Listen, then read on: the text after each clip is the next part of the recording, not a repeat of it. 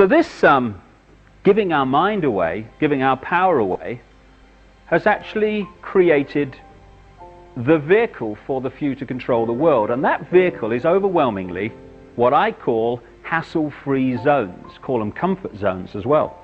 Every dogma, Christian dogma, Islamic dogma, Jewish dogma, economic dogma, political dogma, crikey, you could stay here all night. We're a dogma production line, the human race. Each of those dogmas, and societies in general, are all hassle-free zones. By that I mean there is a very narrow area of acceptable thought and behavior, the norm, which, if you conform to it, you're left alone. You're hassle-free. No one calls you mad. No one calls you dangerous. No one gives you a hard time for the crime of being different, if you conform. If you start to think, well, actually, you know, I've got a mind of my own, and it's a unique mind, and therefore I'm going to have my unique truth and my unique view of me and life and everything, you start to get very dangerously close to the edge of the hassle-free zone, and eventually, if you keep going, you step outside of it. At that point, he's mad, he is. She's, what strange she is. He's dangerous, he is. Oh. And most people don't want that hassle. They don't want to be treated like that. So most people, even if they put their toe out there, go, oh my goodness, I'm staying in here. It's flipping hassle out there. So what happens? The mass comes up. You know, you go down any rush hour in any city in the world, London, New York, Sydney, anywhere, and you see all those hundreds and hundreds and thousands of people coming past in the street. They're not projecting to the world what they really are, what they really feel, what they really want to do with their lives. They've got a mask, and it's a mask that says, this is not really me, but this is what I think is acceptable to everyone else, so I can occupy the hassle-free zone.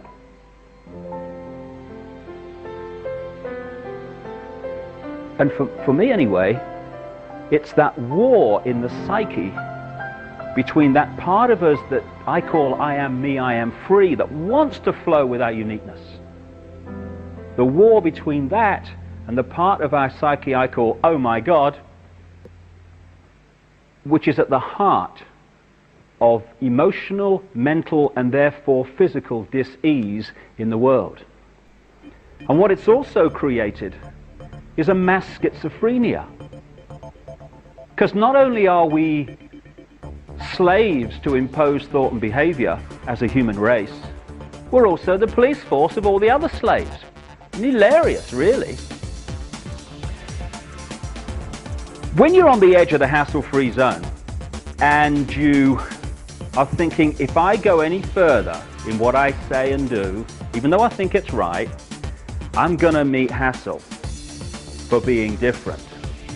You're not standing there thinking, if I do go any further, what will Bill Clinton think of me? What about the Prime Minister of Britain? What would he say? And the Governor of the Bank of England? We're not saying that.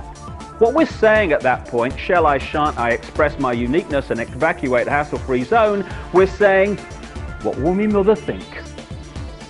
What about the neighbours? Oh, what about the blokes down the pub? Oh my God. In other words, what will the other slaves to impose thought and behavior think about me escaping from it? We police each other. It's like having a cell full of prisoners, and once one of the prisoners finds a means of escape, it's all the other prisoners that run to block the exit.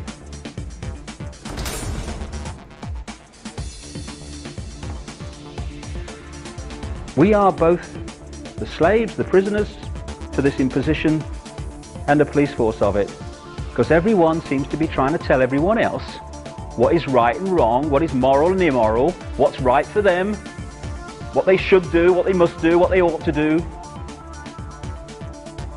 And as a result of that, we're actually manipulating each other without realizing it. And within this hassle-free zone, tremendous manipulation and indoctrination goes on. This hassle-free zone you could describe as the public arena. And if you look at the media, what is the media? The media is the collective police force of the hassle-free zone for anyone who steps out of it in public. People think, you know, when you say the media is controlled and the media is part of this manipulation, that you must therefore be saying that there is a manipulator in every newsroom all over the world standing behind journalists saying, no, no, can't write that, you changed that, this is what I'm telling you, you write that, okay, that's fine. You don't need all that. Once the structure, the mindset is there, then the media just does it without manipulation, although there are key people like media owners and stuff that are certainly kind of involved in what I'm going to talk about. But in general, what does the media do? It defends and uses as its point of reference from which it judges everyone and everything the norm in society. In other words, what the hassle-free zone says is reality. Example, a few centuries ago, if we'd have had today's media, they would have dismissed as mad or condemned as bad anyone who said the Earth was a sphere, because the hassle-free zone's version of reality at that time was that it was flat. Once that reality flipped through weight of evidence and the hassle-free zone norm became the Earth is actually a sphere, suddenly anyone who said the Earth was flat was now off their rocker. So anyone at any time in the public eye who says or acts in ways that are outside of society's norm at that time is immediately jumped on by the media as mad or bad, because their reference point for sanity and reality is whatever the norm is.